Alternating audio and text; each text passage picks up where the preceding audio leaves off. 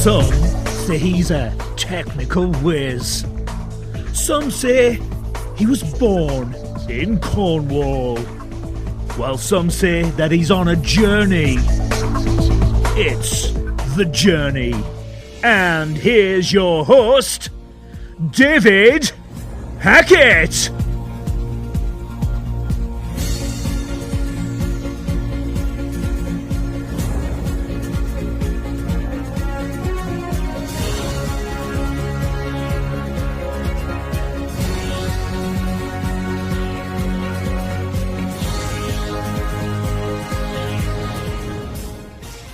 Hi everyone, another journey, and today we got a journey with a person who completed their Bachelor's in Psychology and Master's in Social Work at UCLA in 2008. She completed a Ph.D. in Clinical Social Work with an emphasis on psychodynamic treatment in 2016, and I'm going to read this very briefly. She has over 12 years experience in the field of mental health, working with hard-to-reach populations, those struggling with histories of trauma, depression, anxiety, and relationship difficulties. And with no doubt we'll talk more about her history as we go along. But welcome to the journey today. Good morning. Thank you, David. It's very nice to be here. I appreciate your invitation, and it's an honor to be here. Also, I would like to say hello to your listeners. My name is Dr. Mahsa, Hojat-Khoshniyat, and it's good to be here. Nice to meet you. So, as I always say to my guests, everyone has a journey and everyone starts somewhere in their journey. So we got to go back where it all began. And this is where the bio briefly touched upon. But where did it all begin for you? Well, I was born in Iran. It's a beautiful country with 4 seasons, wonderful people, and a very rich culture. And my journey along the way has always been full of heroes and villains, to be honest with you. As you can see now, what's going on in Iran. The same as you're seeing, the struggle of having your rights be counted and respected, to have a right to exist, to be a woman, to have a voice, has always been shut down and opposed and horribly quieted down by the regime.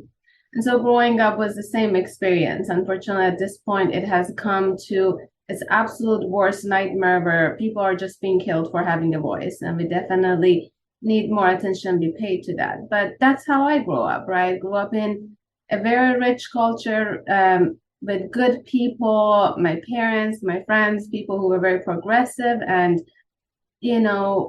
had this perspective about importance of the human life, importance of helping, importance of saying and standing up for your values and what's important to you. And definitely education was one of those values. But within a regime that consistently pushed back and demeaned and disrespected people in general and their rights. Yeah, so it was a very tough, even though it was a good upbringing, it was tough because obviously the regime was how it is, and I believe it's still the same now because it hasn't, and I'm not condoning this anyway, it hasn't altered in any way. So it says about you completing your Bachelor's in Psychology and Master's in Social Work in 2008, and then obviously you started your career in working with children and families impacted by trauma at the Department of Children and Family Services. Now, that is a challenge as well because obviously the mental well-being of people is about adapting without getting personal and too close to the subject, I assume.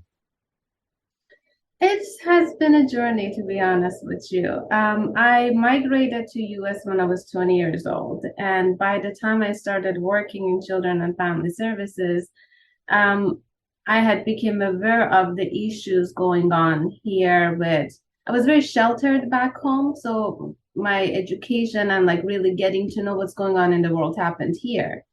And so by the time I started work at Children and Family Services, I really had this naive perspective of what goes on in the world.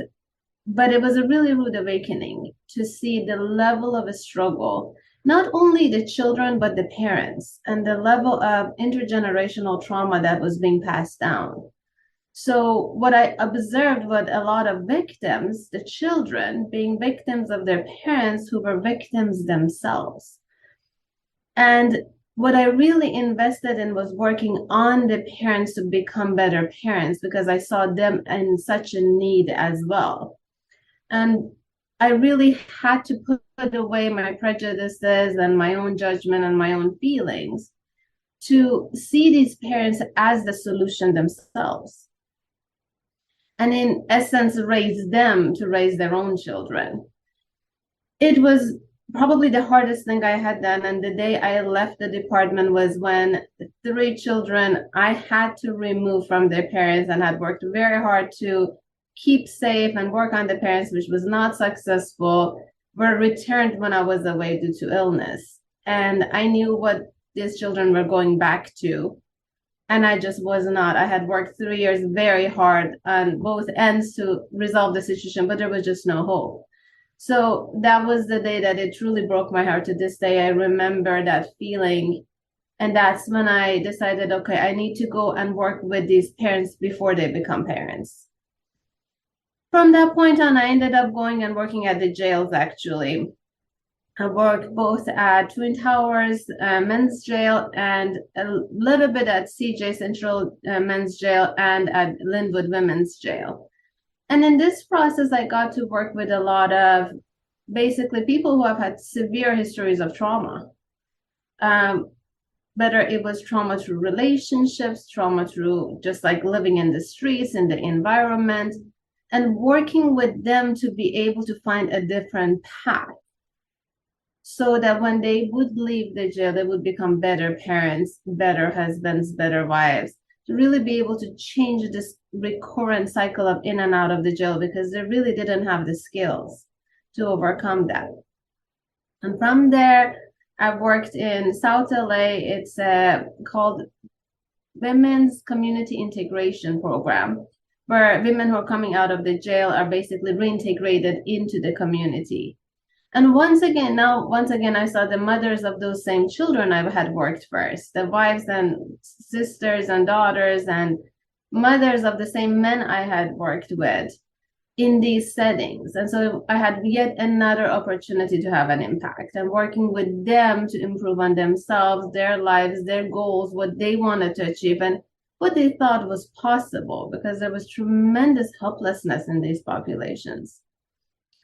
After that, I started to work in a department of mental health, a clinic, and I worked with severely and persistently individuals who dealt with severe and persistent mental illness. I don't like the label. And in that setting, once again, giving them hope that mental illness does not mean they will not have a full, complete life. And thankfully, I was very successful in, really getting that message through and giving them the hope. Sometimes we forget that an illness is an illness, whether it's physical or mental. It cannot stop a person from becoming what they can and achieve their full potential. It just means that we have to hold on to that hope for them. And that I was kind of like their cheerleader. No matter what was going on, I believed that they could, and we just needed to find a way. After that, I got pregnant with my daughter. I had a very difficult pregnancy, so I had to take a leave. And when she was born, I just couldn't leave her. So I went into working in a substance abuse program, actually, part-time. Yet again, a very interesting experience, understanding the depth of the illness or the struggle of substance abuse and what it does to the person, and eventually making my way to full-time private practice and teaching. Yeah, so going back, and this is going back again, but you were talking about child and family services. Now, people's, and this is whoever you are in the world, people's perceptions of child and family services is that it's not a good sign to have. People always think they are interfering, and I always say they're not interfering, they're helping you because that's all they want to do. But I feel, and I don't know if you've ever encountered it, the hostility about it when you come in and say, we want to help you, is the feedback you get from that. And you're thinking, I'm only trying to help. It's a heartbreaking reality. I worked in that system for 3 years and I had to leave. It's the reason being, it's a heartbreaking reality that both situations are true. That we have people such as myself who really were invested in helping the parents. But you also, unfortunately, have people in the system who have been victims themselves. And in essence, they're there to save the children from the parents, not understanding the damage that it causes. So some, unfortunately, not a lot, I will own that, not a lot, but some people go into the situation with a negative perspective of the parent. And so the parents who are already on guard, right, are already feeling attacked, find this very intrusive. One of the hardest things I had to do was to gain my clients' trust and to help them see that I'm not there to judge them or tell them that, they're doing something wrong, but to help them find an alternative because they just don't know any better. Nobody has ever taught them. And it is an intrusive situation in a sense because we're just showing up into somebody's house uninvited. And it takes a lot of gentleness and a kindness to acknowledge, yes. And the reason I'm here is that you're going through something so difficult and dangerous that's putting you and your children in danger, and allow me to step in and support you versus stepping in and take your kids away because you just can't. And unfortunately, as I said in my own story, I worked there for 3 years, and I had, out of all the people I worked with, I had two situations that didn't reunify. Everybody else successfully reunified. The children went back to their parents and had very thriving lives.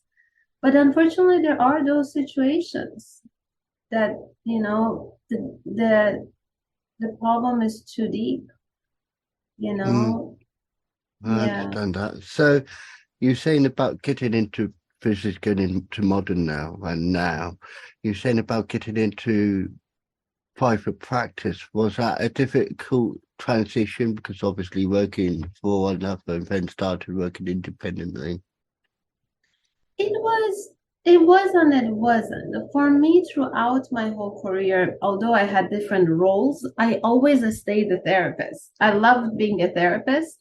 So I just did that in any role that I was given. So that part was natural. The part of actually becoming a business owner was more difficult.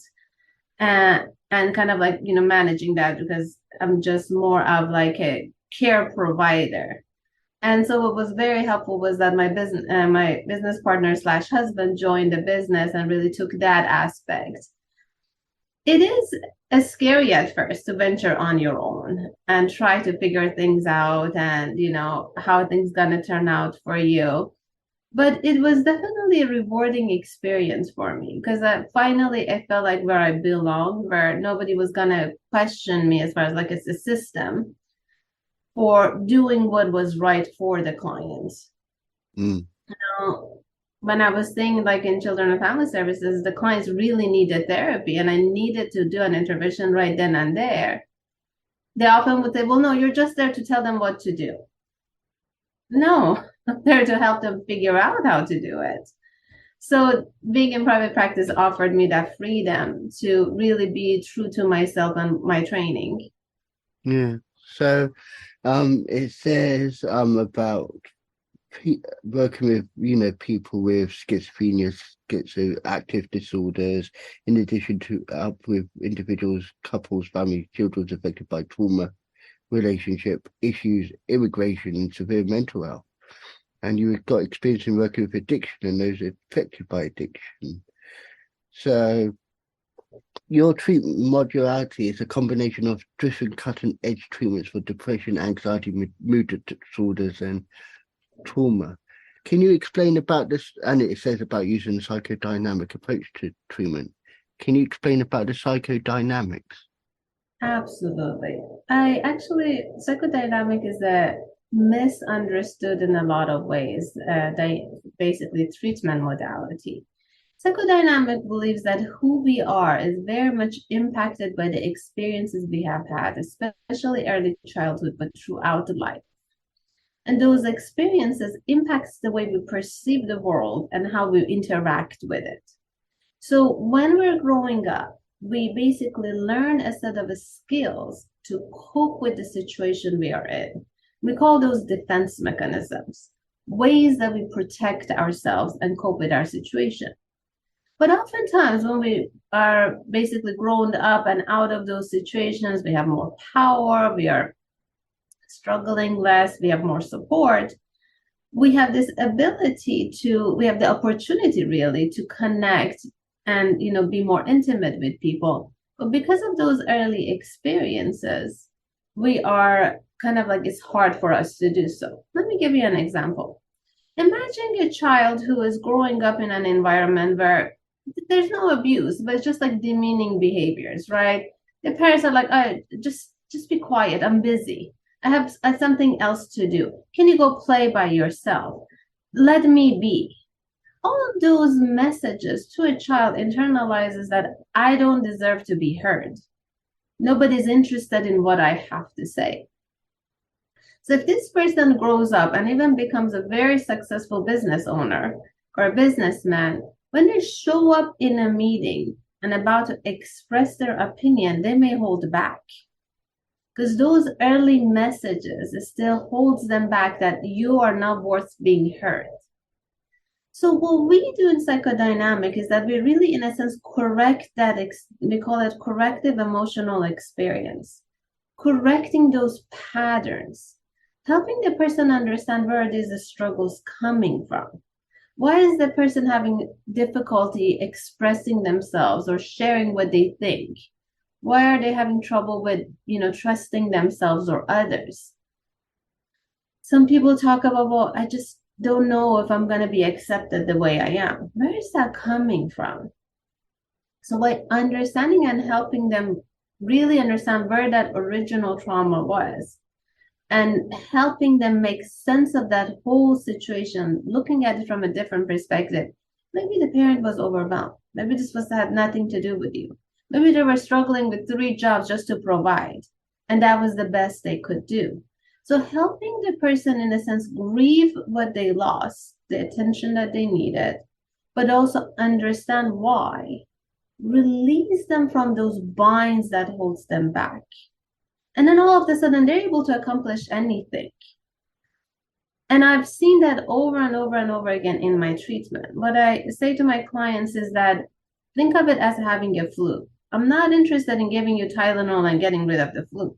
I want to go back after that virus. I want to give you antivirus. I want to give you antibacterial. I want to figure out where are these symptoms coming from so that once and for all, you can be free from them. So it says, imagine their symptoms as together they embark on a journey of self-discovery, healing and thriving. So that's about the key issue there where you said about self-discovery. So it's about understanding. Absolutely. A lot of times we haven't had an opportunity to get to know ourselves.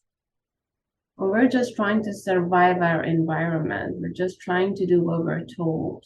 We're trying to figure out, okay, what is the right thing? We never have had the opportunity, the freedom, the openness to say, what do I want? What is important to me? What will make me happy? So this is space, that absolutely non-judgmental, accepting environment allows the person to sit back and really observe themselves. Yeah.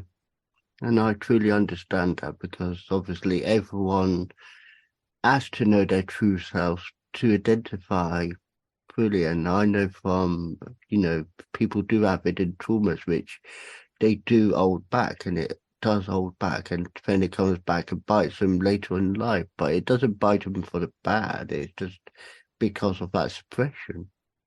Yes, exactly. And to be recovered from that trauma, to go from a victim to a survivor, it's such a significant impact. I have a client I've worked with we finished working 2.5 years ago. And every year I get a message from him around this time, which I just recently did, just letting me know how well he's doing, how much he has improved in his life. And it's always like, it's never, I need you. It's always, I don't need you. Just want to let you know, which is very rewarding. Yeah, and that's the positive you can say that comes out of it when you know you've done something and you've seen a positive outcome. Now, obviously, there is the other side where it could be negative and it's still going to be there, but aiming to be positive and getting the positive is a blessing for yourself, more so. Absolutely. So it says about you help your clients understand and appreciate the need for these behaviors at the time they were developed and how to improve on them. You in your sessions, you help the clients to explore, understand, and come to terms with their experiences, and that's what we just touched upon. So, and the result, I suppose, is that you know that you've done something and you've made them feel like they can talk more about past trauma. For example, I know someone who was experienced with bad trauma when they were young. You know, they were always in their bedroom. They didn't interact with many people. Now, as a consequence, later life, they always stay out for way. They always like to hide in the bedroom. So I always tell them, isn't it good to just do something different and be yourself? And they said, yeah, but because I was like this as a child, I know how to win. I'm thinking there is ways that you can cope with it and address it, but it's about addressing it. It must be scary to have to put yourself out there when you haven't had those experiences that are supportive, welcoming, and accepting. There's a reason this person has always kept to themselves. And so the idea is very gently and supportively first gain their trust to even be in a relationship, in a therapeutic relationship with them. And then it's going to help them figure out, okay, what is holding you back? Because something is, and whatever it is valid. You know, there's a reason. They have an experience that informed them this is the right way to go. And after we understand that, we understand what context or situation led them to become this way. Whether, you know, they were just internally shy and got overwhelmed easily with a lot of people. Or is it that they've had negative experiences of rejection that made them kind of want to stay away? And then it's about, okay, now that I'm with you, now that I'm here to support you, and you can, in a sense, hide behind me, can we try and go out there and experience and see if something different can happen? But you can always count on me. You can always go back behind me and hide. I will be there for you. I think what's very important is, as parents, we provide that for our children, right? We take care of them and we're there for them in a moment of need. Who's going to be there for us as adults? You know? And that is the ultimate question. Who's there for you? Because every adult needs someone as well. So it's about the chain effect, like you said. You support a child, who's supporting the adult. So, and you can say friends, but those friends might not be good friends. So you have to then turn to someone professional to get that. And the beautiful thing about therapy is it is the first experience that the person builds upon. It is built to be safe, ethical, non-judgmental, supportive, and all about the client. So they really get to experience and try different things and really, dip their toes into the water in the real relationship with the therapist. And from there, then they can build upon the relationships with other people.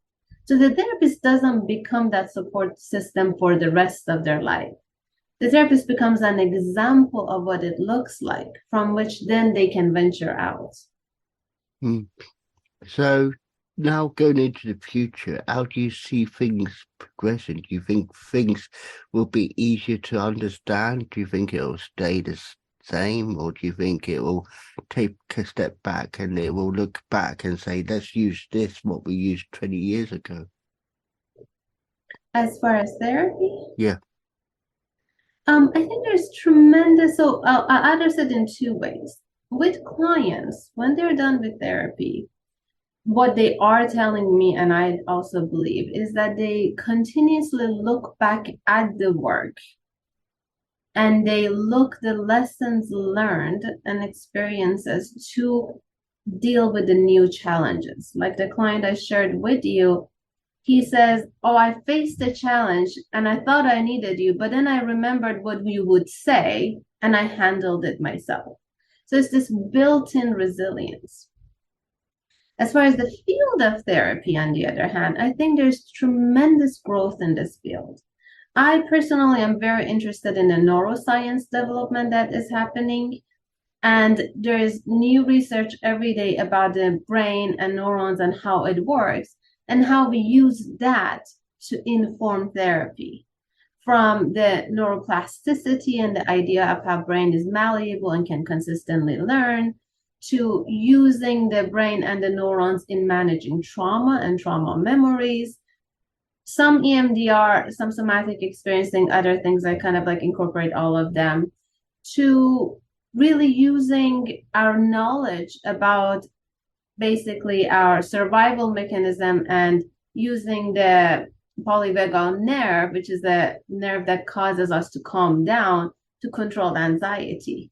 So I think there's tremendous, amazing research being done that really is improving our field.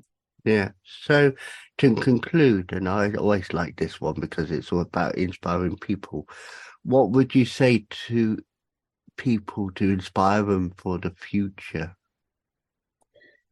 You are amazing. You have everything that you need to be the best version of yourself. Whatever is holding you back can be worked on and you can become free of it to become the absolute perfect, perfect doesn't exist, but like the best version of yourself that you can be and achieve anything that you set your mind to. True healing, thriving is possible. And I would like to let your listeners know that we are here for you. I will offer this to your listeners. They can call our office and there's always someone to speak with them. We do offer free consultations because no one should ever have to suffer alone. And we are here to help you. We have different sets of skills. It's myself, it's my husband who's an ADHD and life coach. We have a staff. We have a good friend of mine who specializes in children and couples. We got you. You don't have to go through this alone. And how do people get in contact with you, which I can also put in the description? I appreciate that. That would be great. So we do have a website, heal-thrive.com. We do have an Instagram, Twitter account, and Facebook. And on our website, you can click on make an appointment or a consultation. Again, my husband does answer all the calls and we'll connect you to the right person. We do accept, there's some out of pocket, but we do have insurance as well. So just reach out. The consultation is for free. Reach out. Let us help you. Thank you for sharing your journey with us today. And let's hope this helps people move forward in themselves. I really appreciate you having me here. Thank you for your listeners to, accepting me and listening. And I really hope that I can help. Thank you. Thank you.